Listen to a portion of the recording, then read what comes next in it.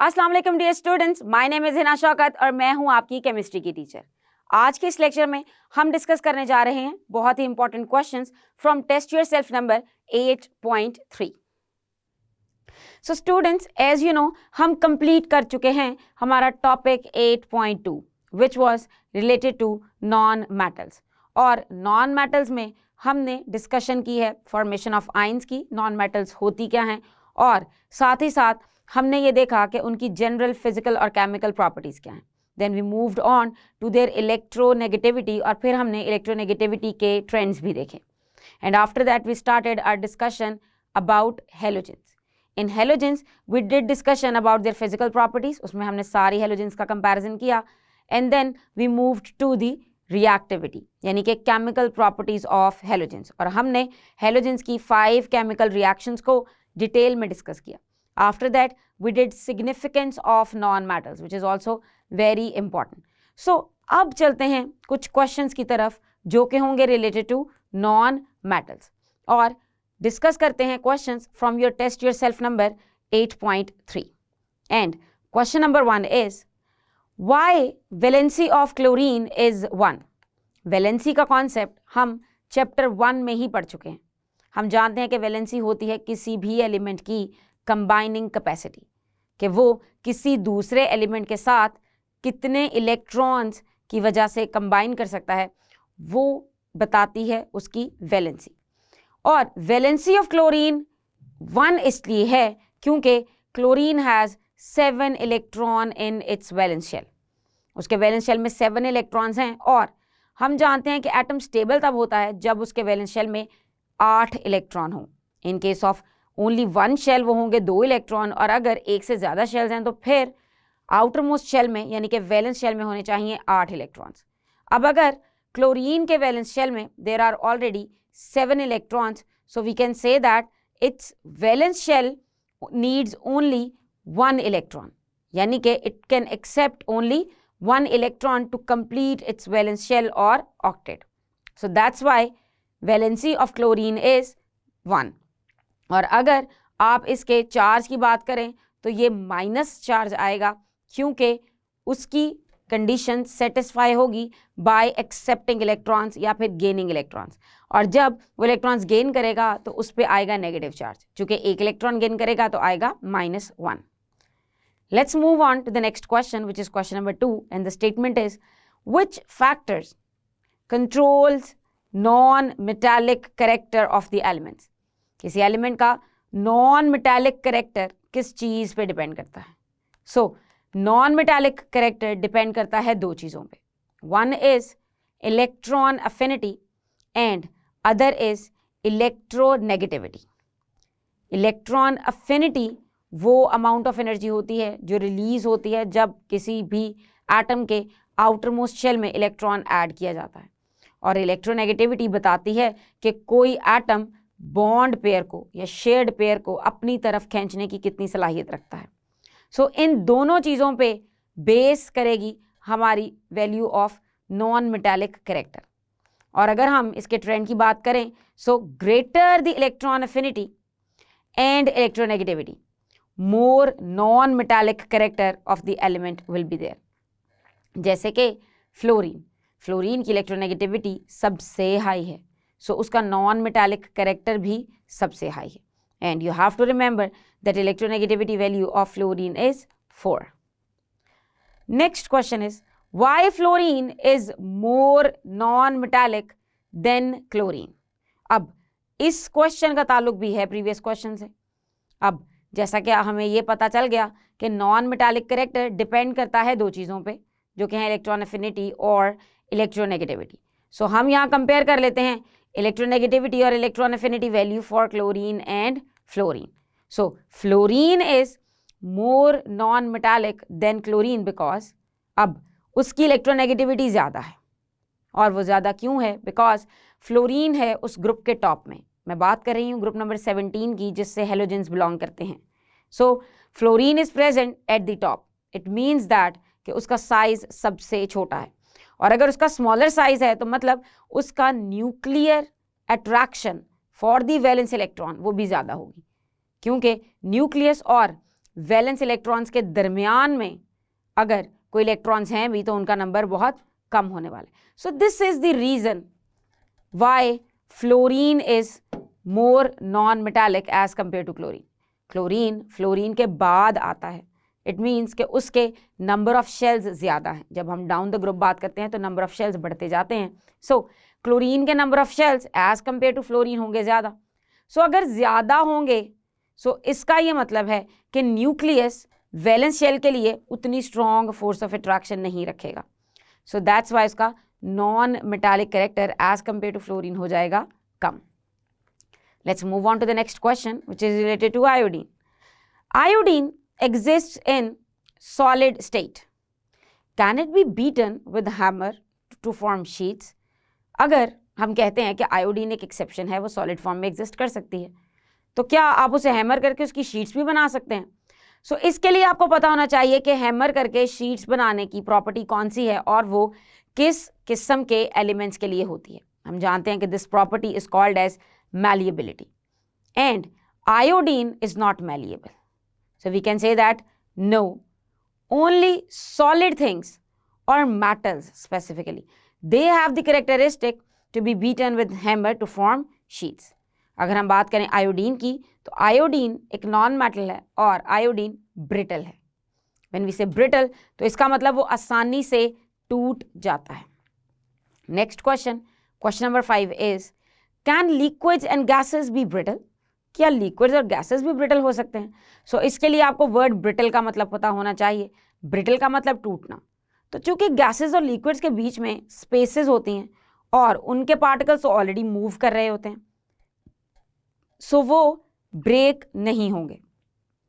उनको आप shape of the container में shift कर सकते हैं, यानी कि उनको आप कंटेनर की शेप में ला के उनको तोड़ मरोड़ सकते हैं. सो उसके लिए वो ब्रिटल होना ज़रूरी नहीं है. Brittleness is the property of solids. So you can state your answer. Liquids and gases can not be brittle because it is only the property of solids. और अगर हम सॉलिड्स में भी स्पेसिफिक हो जाएं so specially this is the property for ionic solids. Next question is why the oxygen is called non metal. हम oxygen को non metal क्यों कहते हैं? सो हमने नॉन मेटल के इंट्रोडक्शन में पढ़ा था कि किस चीज़ की बेस पे हम एलिमेंट्स को क्लासिफाई करते हैं. So oxygen is non metal because it forms negative ion. जो सबसे बड़ा डिफरेंस है between metals and non metals वो ये है कि मेटल्स आर इलेक्ट्रोपॉजिटिव और वो बनाती हैं cations. Non metals they are electronegative और वो बनाती हैं एनाइंस, यानी कि ऐसे आयन जिन पे होता है नेगेटिव चार्ज. सो चूंकि ऑक्सीजन नेगेटिवली चार्ज्ड आयन बना रहा है सो हम कहेंगे कि oxygen is behaving like a non metal. So oxygen होगा non metal. Next question is name 2 non metals which are both brittle and non ductile. यानी कि हमने ऐसी नॉन मेटल्स बतानी है जो कि ब्रिटल भी हो और नॉन डक्टाइल भी. हम जानते हैं कि डक्टाइल होना प्रॉपर्टी है फॉर मेटल्स और ब्रिटल होना प्रॉपर्टी है फॉर नॉन मेटल्स. सो इसके आंसर में आपको लिखना है graphite. Yes, graphite and iodine they both are non metals and both are brittle, यानी कि आप इन्हें तोड़ सकते हैं, and both are non ductile, यानी कि आप इन्हें वायर्स में कन्वर्ट नहीं कर सकते. Next question is name the most abundant non metal in the earth's crust. अब अर्थ की क्रस्ट की हमने बात की थी when we were discussing significance of non metals, और मेटल्स की नॉन मेटल्स की सिग्निफिकेंस में हमने देखा था कि ऑक्सीजन की इंपॉर्टेंस बहुत ज़्यादा है. और हमने बात की अर्थ क्रस्ट, एनवायरनमेंट और ओशन की भी, यानी कि अर्थ क्रस्ट में कौन सा एलिमेंट सबसे ज़्यादा है, ओशन में कौन सा एलिमेंट सबसे ज़्यादा है और एटमॉस्फेयर में कौन सा एलिमेंट सबसे ज़्यादा है. So the most abundant non metal in earth crust is oxygen, और अगर उसकी परसेंटेज की बात करें तो वो है 47%. इसी तरह ओशंस में भी ऑक्सीजन की मिकदार बहुत ज़्यादा है, लेकिन अगर बात करते हैं एटमॉस्फेयर की तो एटमॉस्फेयर में ऑक्सीजन सेकंड नंबर पे आता है, क्योंकि एटमॉस्फेयर में सबसे ज़्यादा मिकदार में जो गैस मौजूद है नॉन मेटल वो है नाइट्रोजन, और हम जानते हैं कि वो सेफ्टी के लिए बहुत इंपॉर्टेंट है. सो यहाँ तो इस क्वेश्चन में आपसे पूछा गया है अबंडेंट नॉन मेटल इन अर्थ क्रस्ट. हो सकता है कि आपसे इसकी जगह डायरेक्ट क्वेश्चन पूछ लिया जाए, like what is the percentage of nitrogen in atmosphere, what is the percentage of oxygen in oceans. So इसके लिए आपको वो याद करनी होंगी सारी वैल्यूज इन परसेंटेज। ये short question point of view से भी इंपॉर्टेंट है और ये MCQ की फॉर्म में भी पूछी जा सकती हैं। Next question number 9 is give the non metallic trend of halogens. ये बहुत ही इंपॉर्टेंट क्वेश्चन है और इसके आंसर को हम अपने टेक्स्ट में बहुत दफ़ा डिस्कस कर चुके हैं। The non metallic trend of halogens, it decreases from top to bottom. ये टॉप टू बॉटम डिक्रीज करता है। और अगर हम देखें एलिमेंट्स को from top to bottom, so वो होते हैं, सबसे टॉप पे आएगा fluorine, then we have chlorine, bromine and iodine. अब ट्रेंड तो हमें पता चल गया, लेकिन आखिर इस ट्रेंड की रीज़न क्या है? सो रीज़न ये है कि एटॉमिक साइज इंक्रीज करता है डाउन द ग्रुप, यानी कि पहले एलिमेंट का एटॉमिक साइज होगा सबसे कम, जो कि है फ्लोरीन, और जैसे जैसे आप डाउन द ग्रुप मूव करेंगे एटॉमिक साइज बढ़ता जाएगा। अब इस तरह के क्वेश्चन में आप रिएक्टिविटी को in the form of equation भी शो कर सकते हैं और आप इसको साइन के साथ भी शो कर सकते हैं, like fluorine is greater than chlorine and then chlorine greater than bromine and bromine is greater than iodine. यहाँ ये ग्रेटर साइन आपको ये बताएगा कि what is the order of reactivity, और ये ग्रेटर साइन इसकी रिएक्टिविटी को कंपेयर करने के लिए है। This is understood. आपको सिर्फ एक हेडिंग मेंशन करनी है कि you are talking about reactivity. Next question is why do the non metals accept electrons easily. Non metals आसानी से इलेक्ट्रॉन्स एक्सेप्ट क्यों कर लेती हैं? अब उसके लिए हमें पता होनी चाहिए नॉन मेटल्स की इलेक्ट्रॉनिक कॉन्फ़िगरेशन, और हमने पढ़ी थी electronic configuration of halogens in detail. So non metals they accept electrons readily because they are more electronegative, और साथ ही साथ they are electron deficient in nature. Electrons की डेफिशिएंसी होती है इनमें। अगर आप नॉन मेटल्स की कॉन्फ़िगरेशन देखें, सो उसमें है NS2 एंड NP5, यानी कि आउटर मोस्ट शेल में है टोटल 7 इलेक्ट्रॉन्स, और अगर 7 इलेक्ट्रॉन्स हैं तो इसका मतलब है सिर्फ और सिर्फ 1 इलेक्ट्रॉन की कमी है। सो 1 इलेक्ट्रॉन की कमी होने का मतलब है कि they will readily accept 1 electron, और फिर वो अपना ऑक्टेट कंप्लीट करेंगी और आउटर मोस्ट शेल में 8 इलेक्ट्रॉन्स पूरे करके स्टेबल हो जाएंगी। So they form anions. जब ये इलेक्ट्रॉन्स एक्सेप्ट करेंगी, when they will gain electrons, so उस केस में बनेंगे एनाइंस। और फॉर्मेशन ऑफ एनाइन की इक्वेशन आप पढ़ चुके हैं, सो उसे भी आप अपने इसी क्वेश्चन के एंड पे मेंशन कर सकते हैं। और इक्वेशन लिखने के लिए you need to pick any of the halogen, कोई भी non metal, like chlorine, then plus electron and forward arrow is going to show you what happens when this chlorine is going to gain electron। तो वो convert हो जाएगी एक A9 में, जो कि है negatively charged ion of chlorine, जिसे हम कहते हैं क्लोराइड आयन, और इसे रिप्रेजेंट करते हैं Cl, और उसके ऊपर आप सुपरस्क्रिप्ट में लिखेंगे minus. Next question is why non metals do not react with dilute acids while metals do react. अब non metals basically they do not react because non metals ने तो खुद इलेक्ट्रॉन्स को एक्सेप्ट करना होता है। हम कह सकते हैं कि non metals they are electron acceptors. और अगर हम बात करते हैं मेटल्स की, so metals they are electropositive and they are ready to lose their electron.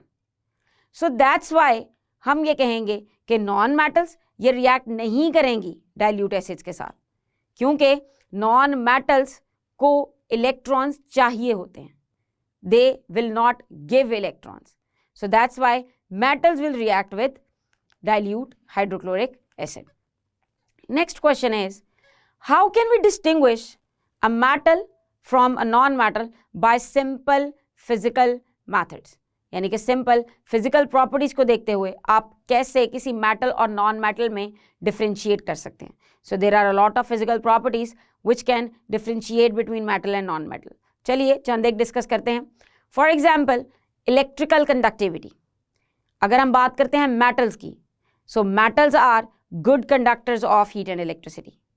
And if we talk about non metals, so non metals they are bad और poor conductors of heat and electricity. So अगर आपके पास ये point clear हो जाए और आप दो चीज़ों को कंपेयर कर रहे हैं just to check whether they are metals और नॉन मेटल्स, तो आपने ये देखना है कि किस में से इलेक्ट्रिसिटी पास होती है। जिसमें से इलेक्ट्रिसिटी पास हो जाएगी वो होगा मेटल, और जिसमें से पास नहीं होगी वो होगा non metal. Next difference could be of melting and boiling point. Yes, in case of non metals they possess relatively low melting and boiling points, और अगर हम बात करें मेटल्स की तो यूजुअली मेटल्स के मेल्टिंग और बॉइलिंग पॉइंट होते हैं high. So it's a clear differentiation. कुछ एक्सेप्शंस पॉसिबल हैं, लेकिन यहाँ हम ओवरऑल एक जनरल बात कर रहे हैं, हम यहाँ एक्सेप्शनल चीज़ों को डिस्कस नहीं करेंगे, क्योंकि जब आप जनरल वे में किसी चीज़ को टर्म करते हैं तो most of the element sort हो जाते हैं। तो चंद एक रह जाएंगे, तो वो एक्सेप्शनल एलिमेंट्स को अलग से भी याद किया जा सकता है। सो एक हो गया डिफरेंस मेल्टिंग और बॉइलिंग पॉइंट का। इसके अलावा लस्ट्रस होना ये भी एक प्रॉपर्टी है जो डिफरेंशिएट करती है between metals and non metals.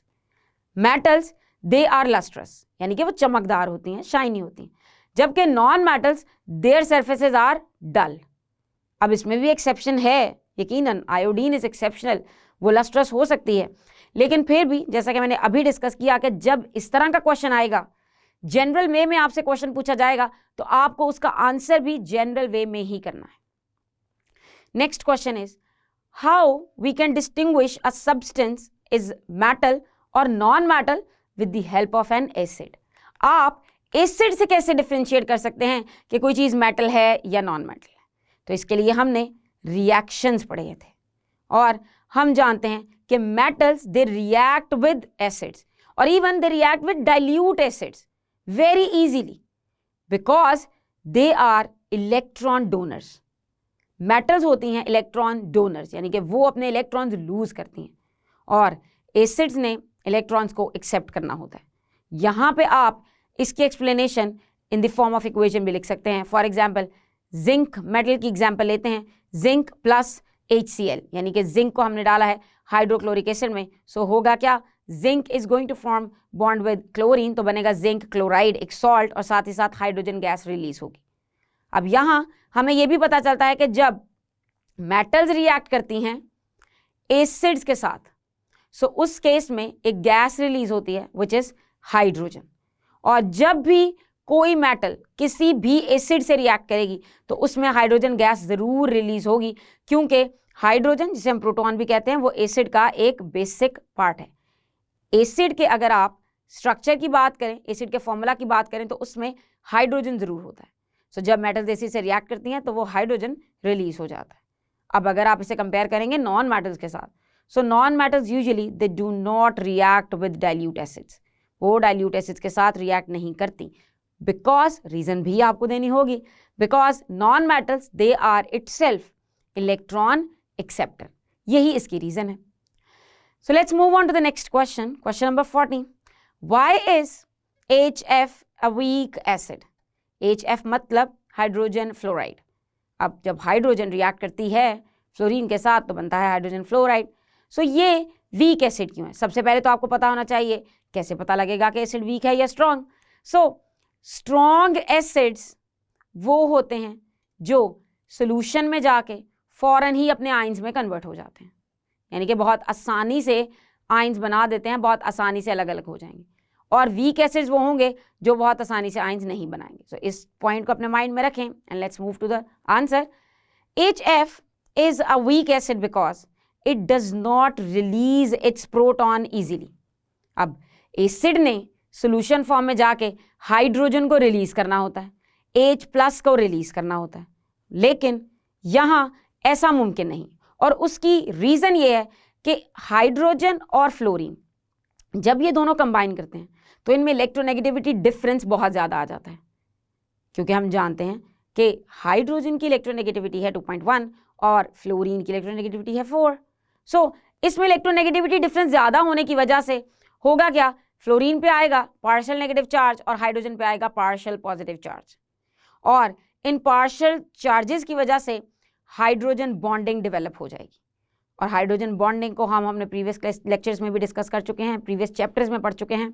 So I hope कि हाइड्रोजन बॉन्डिंग क्या होती है इसकी तो आपको नो हाउ है, लेकिन HF में यानी कि हाइड्रोजन फ्लोराइड में, इसको हाइड्रोफ्लोरिक एसिड भी कहते हैं, इसमें हाइड्रोजन बॉन्डिंग की इंपॉर्टेंस ये है कि हाइड्रोजन बॉन्डिंग स्ट्रांग होने की वजह से this is not going to release its proton, और प्रोटॉन का रिलीज होना ही बताता है कि कोई चीज कितना ज्यादा स्ट्रांग एसिड है। तो अगर ये रेडिली अपना प्रोटॉन रिलीज नहीं करेगी तो हम यही कहेंगे ना कि इट इज वीक एसिड। जब वो स्ट्रांग एसिड वाली प्रॉपर्टीज ही शो नहीं कर रही तो वो होगी weak acid. So the answer would be hydrofluoric acid is a weak acid because it does not release its proton easily due to the presence of strong hydrogen bonding and it ionizes to a small extent in aqueous solution। मतलब थोड़ी सी amount इसकी सिर्फ ionise होगी, ionise मतलब ions में convert होगी और बाकी की नहीं होगी। सो ये शो करता है कि ये एक वीक एसिड है। अब अगर आपको हाइड्रोजन बॉन्डिंग का कॉन्सेप्ट बहुत अच्छे से पता है तो आप हाइड्रोफ्लोरिक एसिड के बीच की हाइड्रोजन बॉन्डिंग को एक इस तरह की डायग्राम की मदद से शो भी कर सकते हैं। सो उससे आपका आंसर और भी वैल्यूएबल हो सकता है। अब ये तो थे क्वेश्चंस फ्रॉम टेस्ट योरसेल्फ 8.3। अब ऑलमोस्ट हमने हर तरह के क्वेश्चंस डिस्कस किए हैं, लेकिन ज़रूरी नहीं कि सिर्फ और सिर्फ क्वेश्चंस इन्हीं स्टेटमेंट से आएँ। क्वेश्चन की स्टेटमेंट चेंज हो सकती है और इसमें हमने जो टेबल्स स्टडी किए हैं उन टेबल्स के अंदर लिखी हुई वैल्यूज़, कोई भी वैल्यू आपको एमसीक्यू या फिर शॉर्ट क्वेश्चन की फॉर्म में पूछी जा सकती है। और अगर हम लॉन्ग क्वेश्चंस की बात करें तो reactions of halogens itself is a long question, it's a very important long question. हो सकता है आपसे पूछ लिया जाए स्पेसिफिक होके कि रिएक्शन दें आप वाटर के साथ, या रिएक्शन लिखें आप हाइड्रोजन के साथ, या रिएक्शन लिखें आप हैलोजेंस का मीथेन के साथ, और या फिर आपसे डायरेक्ट भी पूछा जा सकता है write down reactions of halogens with different chemicals. तो उसमें आपको वो सारे के सारे ही लिखने होंगे। इसी तरह सिग्निफिकेंस का लॉन्ग क्वेश्चन भी बन सकता है, और फिजिकल प्रॉपर्टीज और इलेक्ट्रॉनिक कॉन्फ़िगरेशन वाले जो टेबल हैं वो एमसीक्यू पॉइंट ऑफ व्यू से बहुत इंपॉर्टेंट है। सो स्टूडेंट्स, आज के इस लेक्चर में हमने डिस्कस किए हैं questions from test yourself number 8.3 and these questions were related to non metals. मुझे उम्मीद है कि इस तरह के क्वेश्चंस और इससे रिलेटेड अगर स्टेटमेंट चेंज करके कुछ क्वेश्चंस आएंगे तो you would be able to answer all of these questions. So see you all in next lecture. Until then, अल्लाह हाफिज।